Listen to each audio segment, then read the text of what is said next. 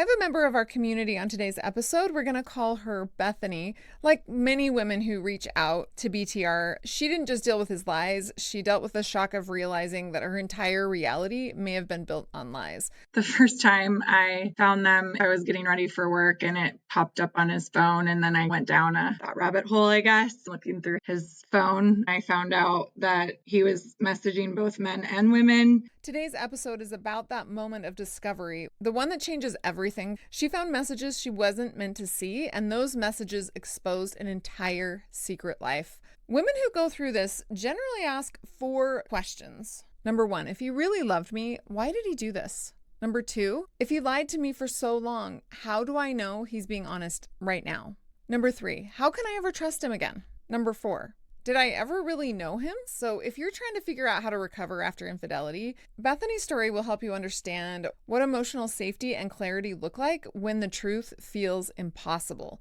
Welcome, Bethany. Thank you. I'm so grateful that you would share your story today.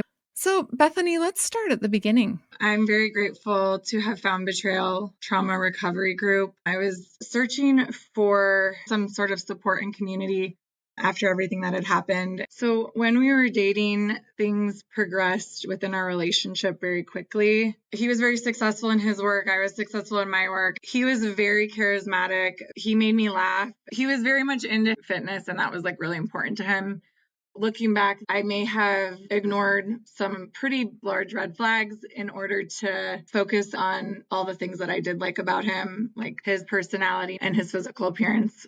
Within the first month of dating, I could see there were a lot of highs and lows, and I focused more on the good rather than the lows. But about 2 months into dating, I started seeing text messages that he was reaching out and soliciting oral sex and other inappropriate messages. How did you find these texts? The first time I found them, I was getting ready for work and it popped up on his phone. And then I went down that rabbit hole, I guess, looking through his phone. I found out that he was messaging both men and women. I was not religious. He denied that it was anything. And I don't remember exactly what he said, but I did end up believing him very quickly. We got engaged and then we found out we were pregnant. There was more verbal abuse while I was pregnant and ended up getting married a month later. So it was very quick.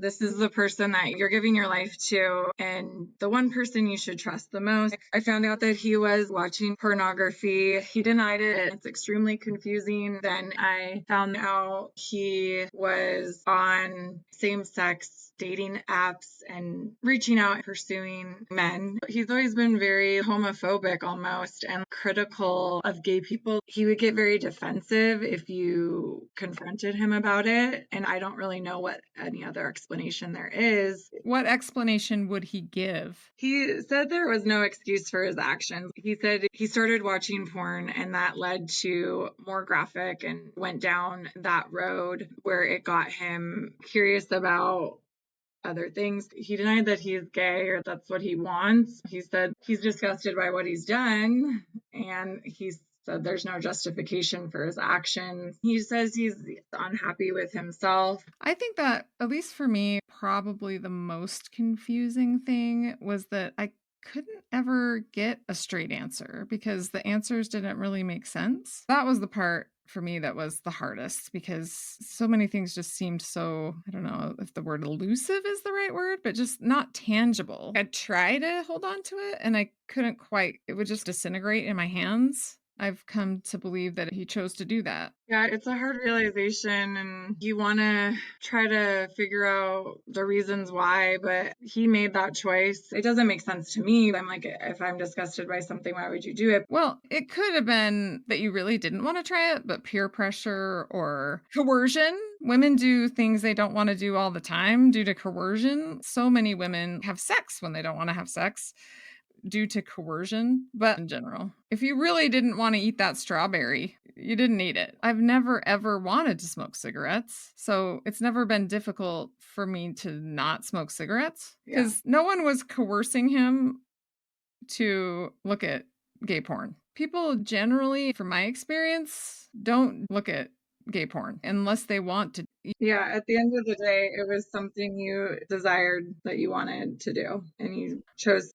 I think the line definitely was one of the hardest things, because when there are secrets, it's really hard to go from there. How do you trust someone after that? I first turned to the church, to my pastor, and she had me put together a list of boundaries. So I put it together all in writing, because I believed that God can work if you take that step and let the Holy Spirit lead you. I did do one COSA meeting. To me, I felt like it was blaming me, and I started to feel like I was codependent, and that's why all of this happened. We did a marriage intensive For sex addiction? Yes, emotional intimacy and sex addiction, because I feel like that is the first place you look when you're trying to work with someone. I told my story within counseling and the church support groups. It brought on a whole different level of confusion and hurt.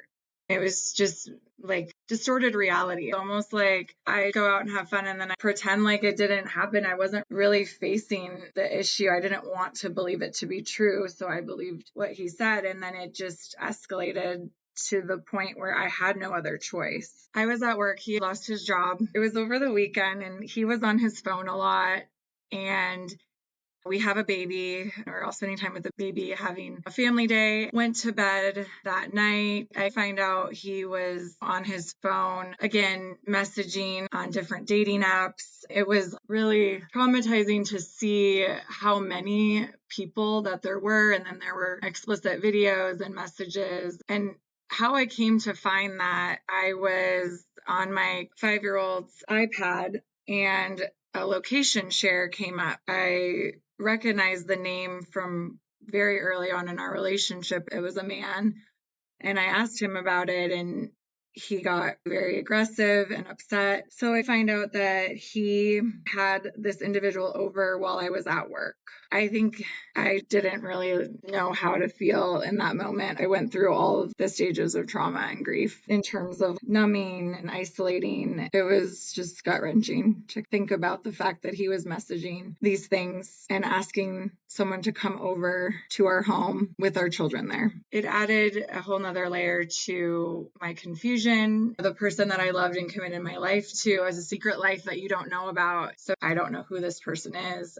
And I've been sharing my life with a complete stranger. And there's a lot of fear with that because it doesn't feel safe. I was searching for more specific support from someone that had already been through it, other people that you can really relate to. I came across BTR. I was like, wow, this is really, really helpful. I started listening to the podcast, and the resources that were made available through BTR really helped me navigate that next step. The BTR resources I've used a lot, considering where do I go from here, looking at change in people. And I'm still using that because it's something you have to see consistently over time. As much as I wanted to tell him all of those things on the signs of changing, you should in there, don't do it. So I didn't, because I really wanted to know for myself if he was. I utilize it as a guideline to really navigate determining if I'm going to stay in this relationship or what's my exit strategy. I'm still evaluating. We separated. I first turned to my best friend and she stayed with me. And then my mom flew in and stayed with me as well. That's exactly what to do. Because observing and just watching, you'll always know the truth. And that's the safest place to be. Following the BTR podcast, hearing other people's stories brought me additional comfort and learning from those too. Because I feel like it acknowledges the pain that it caused and being honest about the effects and the consequences of the other's actions. And I think forgiving just means you're doing it for yourself, and that the person owing the debt, they still owe that debt. Yeah, they do. I think they don't sometimes realize that part. Just because you've forgiven the debt doesn't mean they still don't owe it. Right. Knowing other people have been through the same thing and they've been able to leave, or they've been able to move on, or whatever stage that they're in their process. Whatever is the right thing for them to do. Because at BTR, safety is the most important thing. And everyone defines that in different ways. I do feel like wives, for the most part, feel like keeping their marriage intact does feel like the most safe option, especially when you have kids.